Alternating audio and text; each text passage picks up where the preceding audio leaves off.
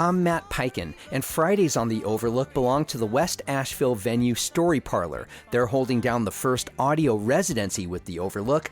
Erin Halligan-Clare is the visionary behind Story Parlor, and I'm now turning the microphone over to her. For Women's History Month, we're zooming in on the incredible contributions and creativity of women here in Asheville, with today's episode featuring music, stories, and poetry from a handful of past Story Parlor artists. I'm Laura Boswell. I'm a classical musician, singer-songwriter, educator, and videographer. I've been involved in several shows at Story Parlor as a musician, videographer, and as an improviser, and I'm so grateful that Story Parlor exists and for the work that they do. This is my song, Amiss.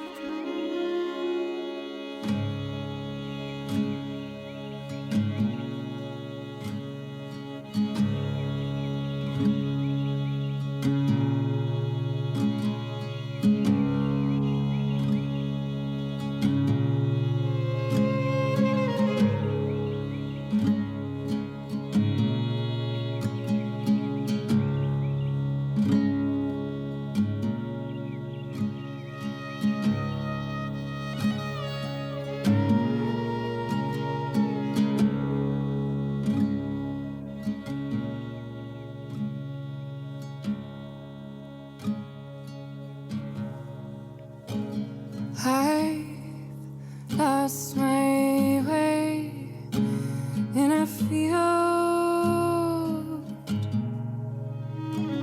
can no longer tell what is real, and I yell out your name, yell out your name in vain, 'cause I'm going home alone.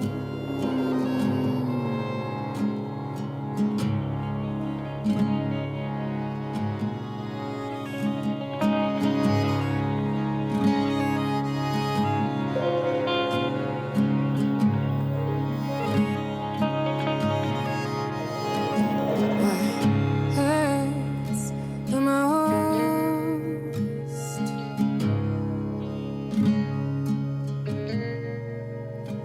The death of love, or the death of loved ones. Carry the weight, carry the dead away from here.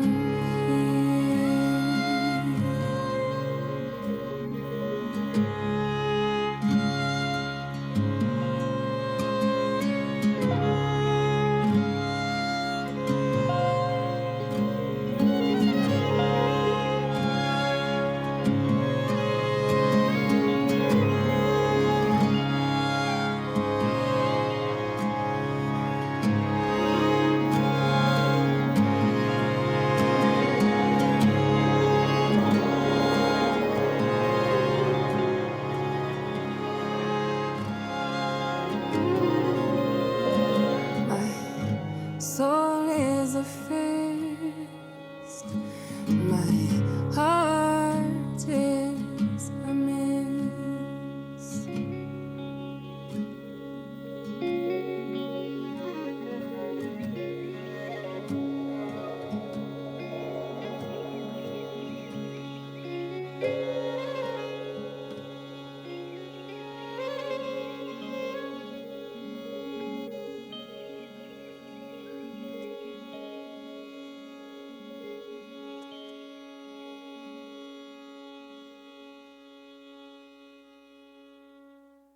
My name is Tracy Schmidt. I live in Asheville, North Carolina, and I am a poet. I perform poetry by memory with musicians, and I'm also a photographer. I've noticed as a poet that storytelling and poetry seems so similar to me that that poems can really tell stories. And when I'm sharing my own poems, I usually tell a story not to explain the poem. Picasso said, if you want to offend your audience, explain your art. I think there's something to that. But to just share the context that the poem's in and what inspired it. And usually it's some really hilarious story about something that happened here in Asheville to me when I was walking in the woods with someone, for example. I have a Native American museum exhibit. It's going to be at Leaf this year. And after photographing Native people, I realized that nobody had any context in which to understand the photographs here in the Southeast because we don't have any education around it. So I went back and I interviewed the people that I photographed, and I presented those interviews as stories that they told. And I have just found that to be an extremely effective way to relay what Native people are going through today. It's not, historical. It's not dry. It's just super personal. This is a poem, actually, that I wrote about a story that happened to me when I was with Native people. And thank you again, Erin, for doing this. This poem is from my new CD called Refuge.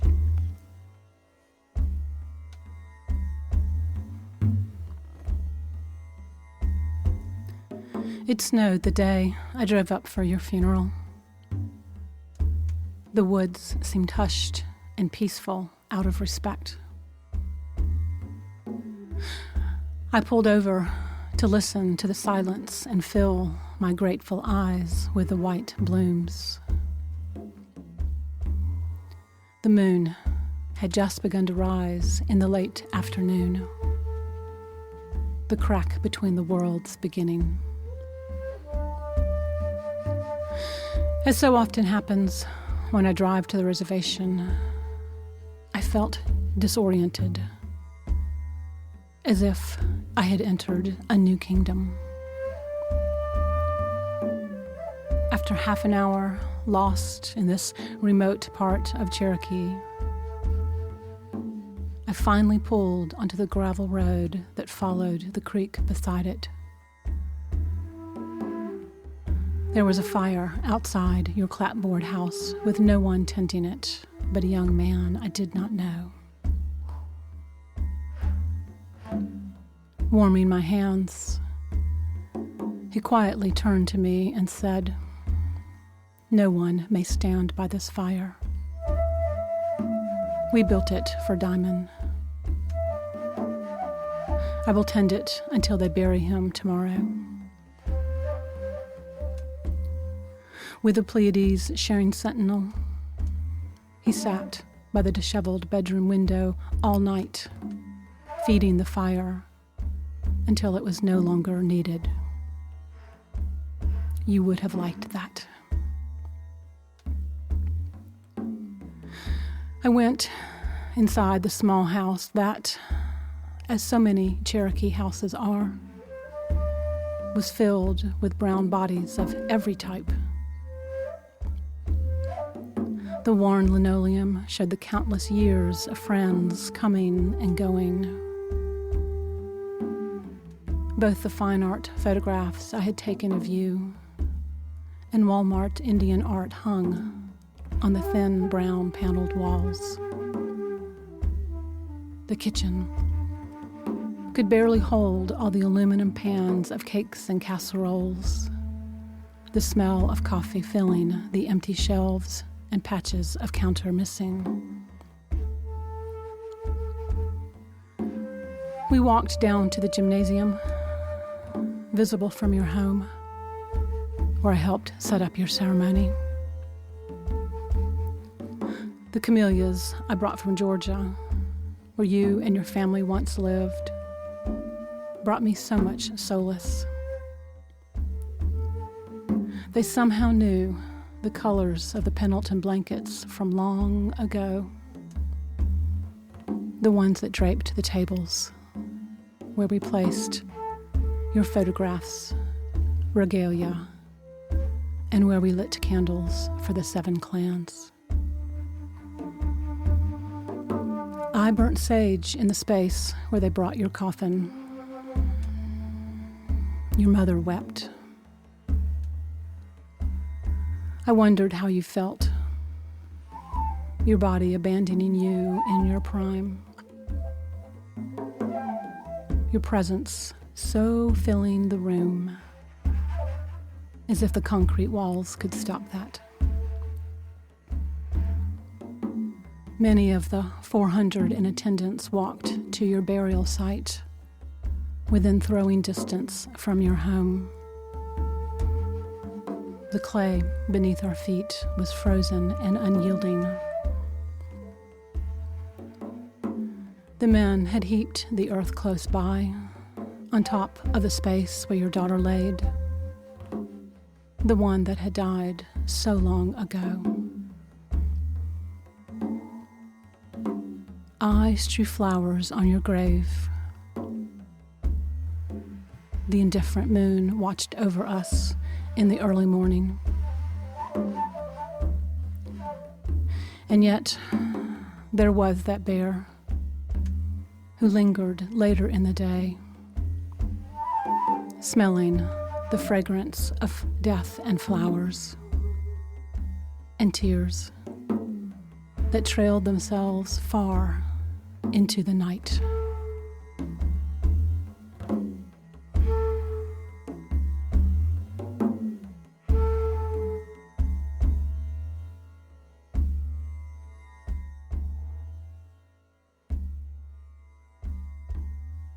Hello, my name is Tina Collins, and I'm a songwriter, musician, and performer.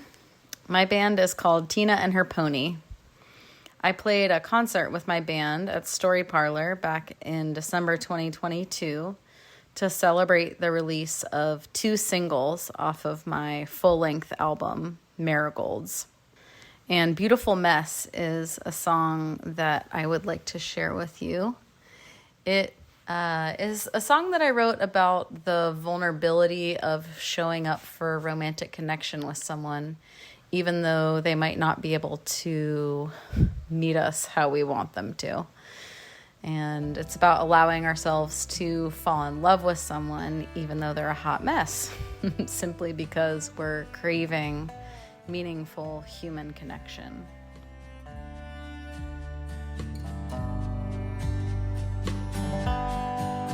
You say you're in it for the long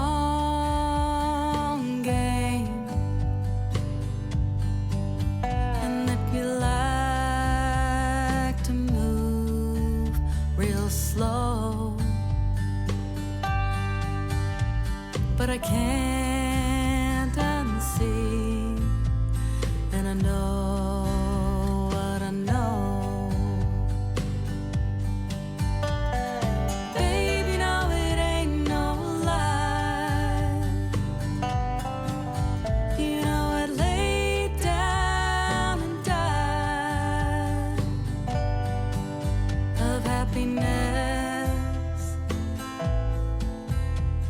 If you say you'd stick around, if you say you'd stick around, but I don't wanna be your rebound,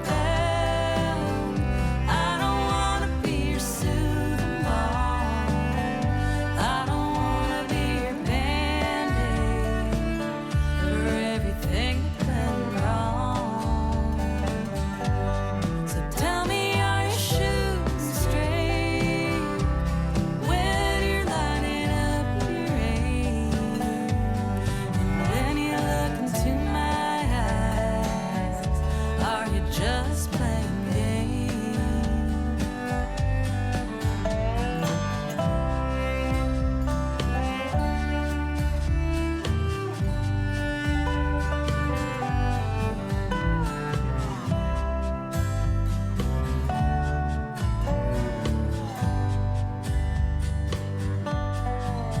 You say it feels like things are moving too fast. You don't think that you can keep up with that. Think what I'm sensing here, so you know you can't make it last. Honey, who broke your heart?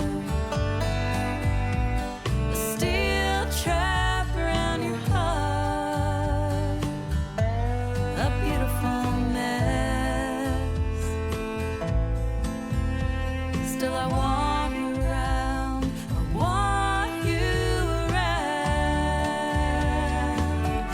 I don't wanna be your rebound, I don't wanna be your soothing balm, I don't wanna be your band-aid for everything that went wrong. So tell me, are you shooting straight when you're lining up your aim? And when you look into my eyes, are you just playing games?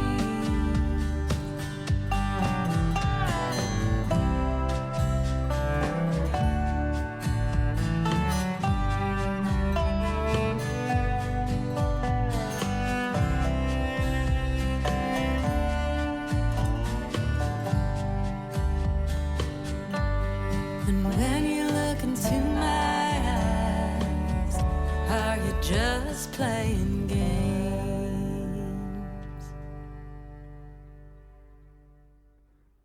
We just heard original pieces from local artists Laura Boswell, Tracy Schmidt, and Tina Collins. We'll be back with poetry, music, and prose from Allie McGee, Jane Kramer, and Allie Marshall right after this. If you own or run the marketing of a business in this region, nonprofit or for-profit, podcasting is a unique, engaging way to tell your story. These are called branded podcasts. Your company owns the show, and I'm here to help you put one together. It might be a short series or an ongoing production. You already know about the years of great work I did in public radio and now here with The Overlook. I also want to work for you through my studio, Podcast Asheville. Email me at matt@podavl.com. That's podavl.com. Let's talk and see how I can help you meet your marketing goals with a podcast that's all your own. My name is Allie McGee. I am a creative writer, primarily fiction, but I'm going to be doing something a little different today, going out on a limb. And I am a member of Story Parlor's Story Board, and I have also participated in a couple of storytelling events there. I have 3 short poems I'm going to read. A little bit of background behind these poems. The first one is an ekphrastic poem that I wrote after MC Richards' visual art piece, Snow. I wrote that in a workshop with the wonderful Allie Marshall. The other 2 are more narrative pieces that I wrote in workshops with one of my very favorite poetry and poetic medicine teachers, Mary Ellen Lowe. So this first one is called On Snow by MC Richards. When the moths came, it was winter, pink light fading across new snow. And then they were there, soaring and arcing, pale wings, tracing edges of the sunset's glow, the fire just before it goes out. Or maybe that was the snow itself, beating its wings across our upturned faces. The first snow of the year seems alive, doesn't it? And hungry too. It swallows the earth, gulping with its open mouth. There's a way you look with the snow on your hair just now, like it's given you a crown. Soon we'll be inside, where it will melt, and we'll slip into the quiet dark. And when day comes, we'll peer outside to see how many new moths have descended. In the springtime, we'll remember this moment, when the blossoms fall like winged things, when the earth wakes up, when the night air is filled with the sounds of flight. This one is called In the Desert, Everything is a Door. There was an old man I know, swore he'd seen it, the bird that was half scorpion, one day on the border. He'd been there a while, so it's possible he'd started imagining things. But then there'd always been stories of ghosts emerging from heat lightning with dark mouths. El alacrán, he'd said, con el ave, mitad y mitad. And we gazed in wonder at his face, lined so deep we swore that the red sand had chiseled it.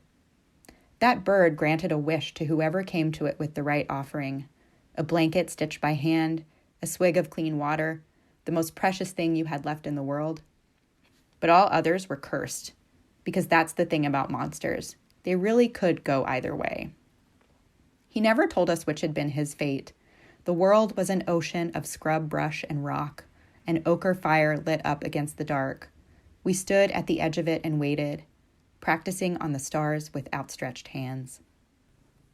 This last poem is called Urtica Couture, and it's inspired by a fairy tale called The Wild Swans. The one who wove with nettles. Have you heard of her? It wasn't like she had another choice. The swans were her brothers, after all, and they weren't coming back any other way. It seemed a curse at first, to have to pick them gloveless and barefoot and tie them stinging into 7 shirts.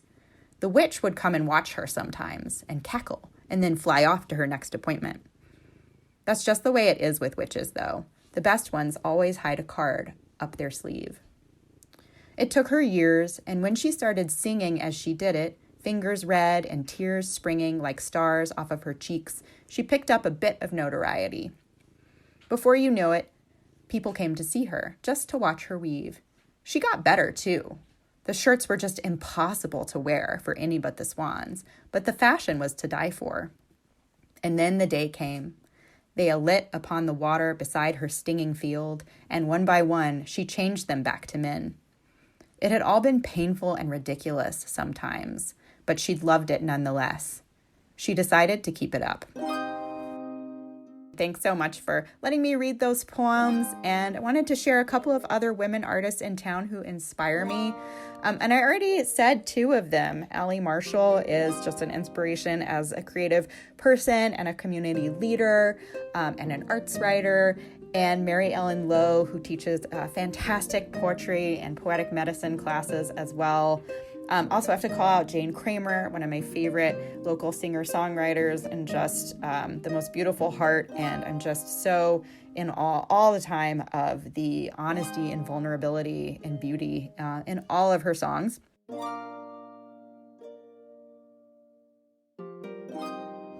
My name is Jane Kramer. I am a singer and a songwriter.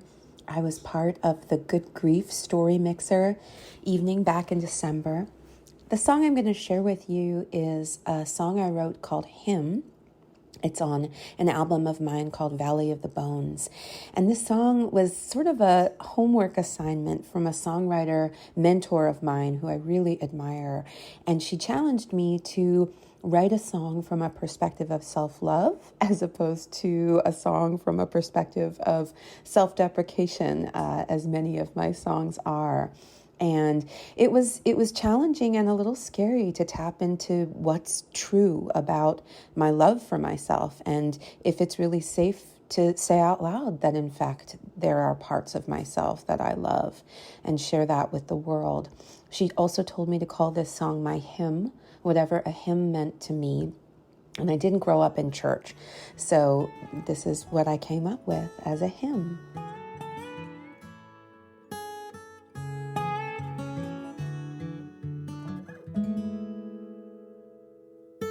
My hippie mama didn't make me go to church, so I find God in the fireflies and digging through the dirt. I can't sit in no office chair, I got grass stains on my shirt. My hippie mama didn't make me go to church, so I ain't wasting time in a scratchy Sunday dress. I'll be wearing thin, this tattooed skin, whatever time I got left. And before I meet my maker, I wanna make something of this mess. But I ain't wasting time in a scratchy Sunday dress. Now I'm done calling it love when it's just bruises on my thighs, and I'm done drinking tonight that lonely stepped on child. I am the olive leaf, I am her silver underside. I am the ember of God, lights up the firefly.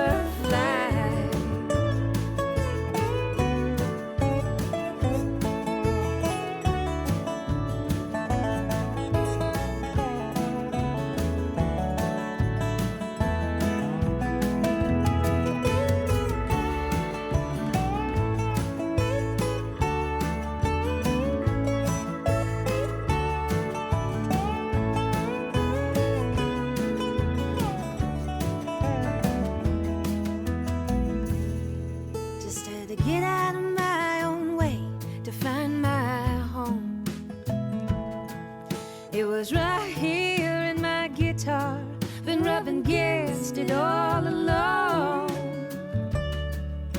It didn't take no lover to put me back inside my bone. Just had to get out of my own way to find my home.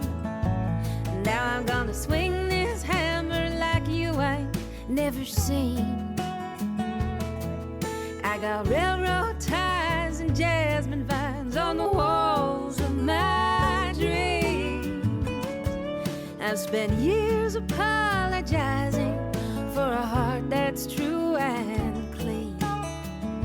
And now I'm gonna swing this hammer like you ain't ever seen.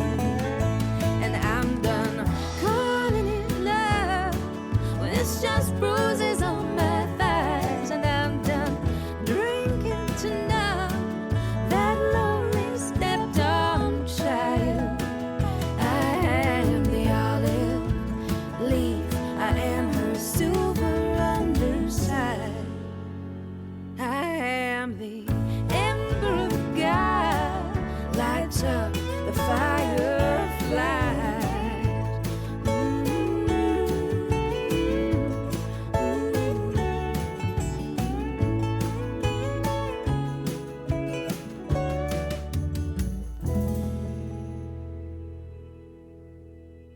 Some other women artists in town who inspire me, there are so many. I love Lyric and her incredibly soulful music. I love Hannah Kaminer and her beautiful songwriting. I love Hannah Danzy and her visual art. I'm so inspired by what Erin is doing with Story Parlor and as a writer and a mother. There's a new artist in town, singer-songwriter named Whitney Manger, who I am really captivated by and would love to work with. And also one of my dear friends is Amanda Ann Platt. I just think she is an incredible, timeless songwriter and just such a prolific writer and storyteller. Three more women artists who really inspire me in town are Rosie Kirby of Lost Mountain Prince and Allie Marshall, beautiful writer, owner of AM FM Broadcast, and Heather Taylor, the musician. I'm Allie Marshall. I'm a writer, multimedia artist, and performance poet. I'm a Story Parlor board member, and I was one of the very first performers at Story Parlor. My piece, The Top 10 Superpowers of All Time, in collaboration with musician Ryan Glass, was on stage as part of the Asheville Fringe Arts Festival in March of 2022. There are so many local women artists who inspire me. Butoh artist Jenny Cockrell, musicians Debrisa McKinney and Jane Kramer, writers Melanie McGee-Bianchi and Jasmine Pittman-Morell, dancers Sharon Cooper and Coco Palmer, clothing designer and interdisciplinary artist Coco Vila, poet Lockie Hunter, pastry chef Beth Keller-Halls. I could go on and on.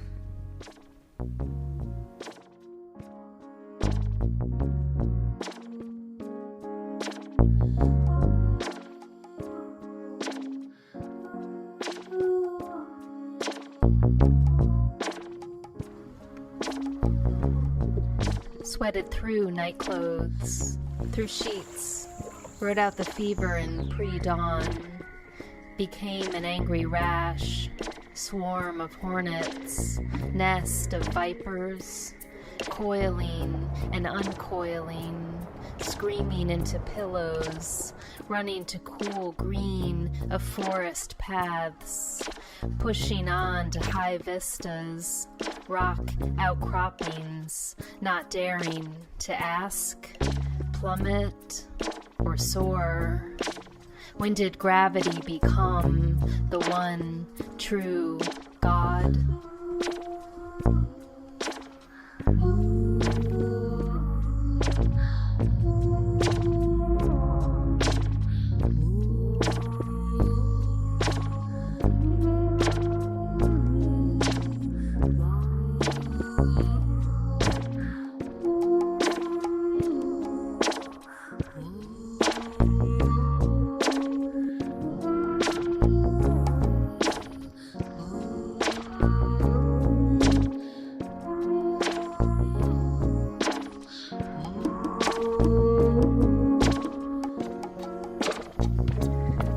hearted could mean open heart surgery. Be careful what you wish for. Open the windows in the feverish pre-dawn. Open a vein, open the taps and let the flow be the flow. Fill the tub in case of disaster. Open to the possibility of wonder that follows disaster. Clean slate, clean hands, clean conscience. When do dreams stop being the voices of oracles?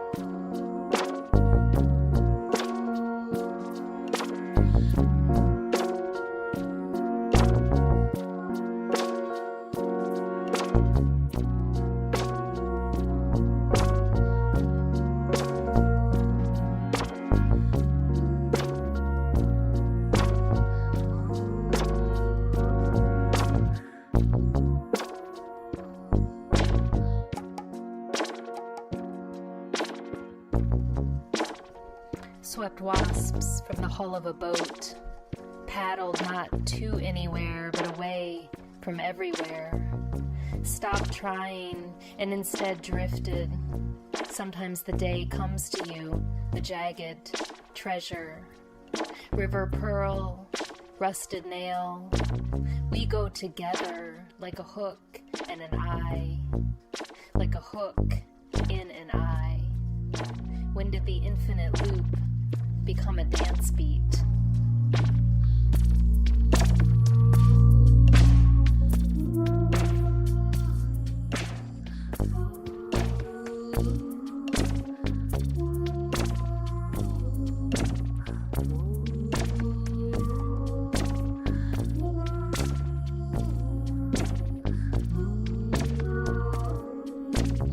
Thank you to the incredible women artists featured in today's audio residency and to all of you out there listening. This episode has been presented by Story Parlor, a multidisciplinary art space in West Asheville dedicated to storytelling and the human experience with a robust calendar of events and classes for the community and by the community. I'm Erin Halligan-Clare, founder and artistic director at Story Parlor, and you can find out more about who we are and what we have going on by visiting www.storyparloravl.com.